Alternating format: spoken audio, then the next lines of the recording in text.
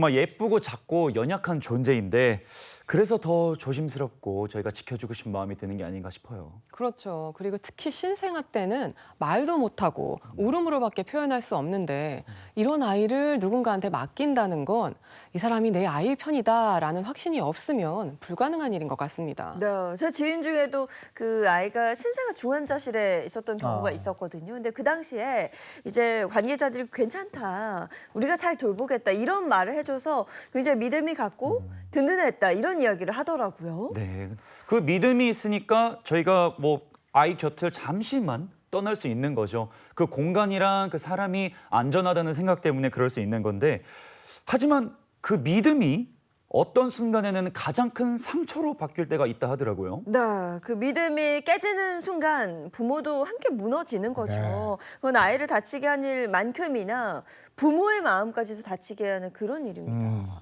자, 오늘의 분노 유발자 주제 공개해 주시죠. 자, 오늘의 분노 유발자 주제입니다.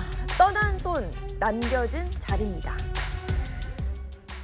자, 오늘 저희가 마주해야 할 순간들, 또 장면들 솔직히 말해서 보시기 좀 불편하실 수도 있습니다. 하지만 이제는 저희가 좀 제대로 들여다봐야 할 우리의 현실이기도 합니다.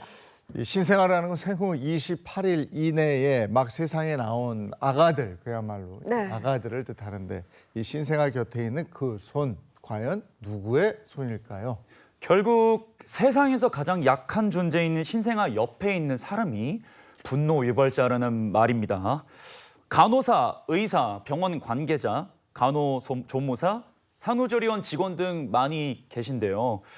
설마가 사람을 잡는다고 하지만 지금 제가 말씀드린 사람들이 분노 유발자가 과연 설마일까요? 자, 이제부터 하나하나 짚어보도록 하겠습니다.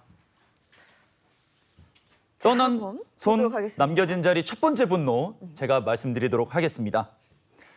간호사의 손이 조롱으로 변하는 순간입니다. 네, 최근 비판 여론이 높아진 사건이죠.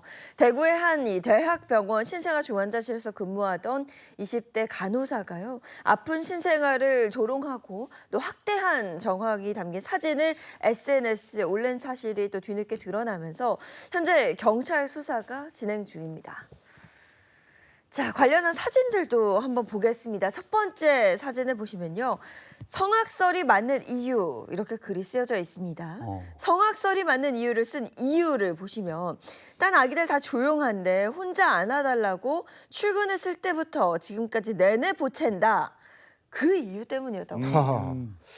자, 이 어제 신생아한테 저런 말을 할 수가 있습니까? 안아달란다. 그래서 성악설이 맞다. 네. 이게 악해진다. 뭐 그렇죠. 이런 뜻인가요? 그런 자기 표현을 SNS 글로써 한 거였고요. 두 번째 사진도 한번 보겠습니다. 낙상 마렵다. 와, 이렇게 문장이 붙어 있습니다. 참 이거 뭐라 할 말이 없네요. 그리고 세 번째 사진도 한번 보시면요. 신생아를 자기 무릎에 위태롭게 올린 채 분조장이라는 의미의 글귀를 달았습니다. 뭐 낙상, 낙상 마렵다, 분조장. 이거 지금 TV 보시는 분들께서는 대체 이게 무슨 말일까 이렇게 생각하시는 분들도 계실 겁니다. 네, 낙상마렵다는요. 넘어지거나 떨어져서 몸을 다치는 것을 의미하는 낙상과요. 무언가를 하고 싶다는 표현이 담긴 마렵다를 합친 신조어입니다. 그러니까 지금 신생아를 떨어뜨리고 싶다 이런 얘기를 거기다 버젓이 써놓은 거예요. 그렇죠. 네. 그러면 저 분조장은 뭐예요? 분조장. 네, 분조장은 줄임말인데요. 분노 조절 장애를 줄여서 쓴 말입니다. 분조장 역시 신생아를 보고 화를 참지 못해서 본인이 이제 분노 장애에 걸릴 것 같다라는 마음을 표현한 건데요. 저도 저 두 사진 보니까 순간 악마가 쓴 글이 아닌가라는 네. 나쁜 마음이 드네요. 그러니까요. 왜 이 20대 간호사가 아픈 신생아에게 이런 말까지 했는지 정말 묻고 싶습니다. 그리고 그게 한 장만 아니고 여러 장이었잖아요. 문구까지 다르게 써서 반복적으로 올렸다는 건데 정말 충격적입니다. 네, 보호자의 동의 없이 신생아 사진을 촬영했고요. 그걸 SNS에 올려서 조롱과 자기 분노 표출의 수단으로 사용한 건데요.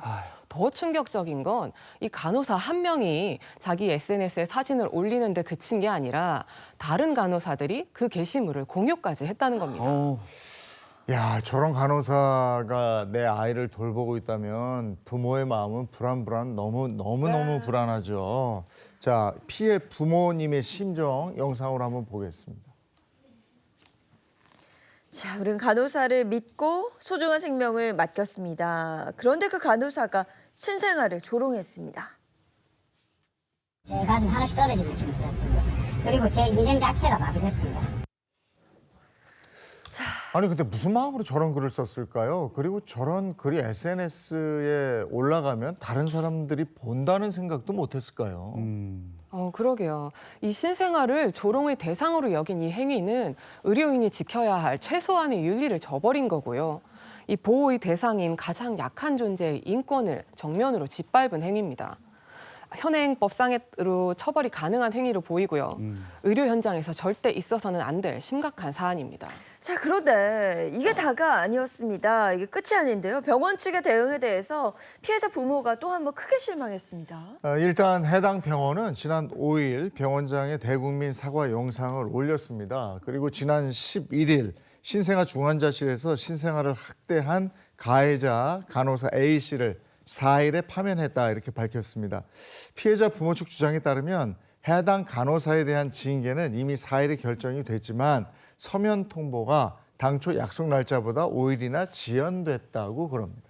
이게 이렇게 큰 사건인데 병원 대응이 이런 식이면 징계는 일찍 해놓고 피해자 부모에게는 제때 안 하고 피해 신생아 부모님은 얼마나 속상하시겠습니까? 그리고 더 충격적인 건요. 이 병원 측이 간호사 개인의 일탈로 이 일을 보고 있다는 게 또 큰 문제이기도 합니다. 이에 대해 피해자 부모 측은 책임 회피에 급급하다 이렇게 비판했는데요. 또 가해자 20대 간호사 A씨가 SNS에 올린 글을 공유한 간호사가 또 2명이 더 있는데 이 2명도 추가로 고소됐다고 합니다. 사실 이걸 공유했다는 건 내가 이 글에 공감한다라는 뜻이기도 해서 이렇게 결정이 된 것 같습니다. 그리고 피해자 부모에게 차후 조치로 이번 상황과 연관돼 피해 신생아가 성장 과정 중에서 피해가 발생한다면 후유증이 발생한다면 본원 소아청소년과의 담당 교수에게 진료를 받을 수 있도록 하겠다 이렇게 밝혔습니다.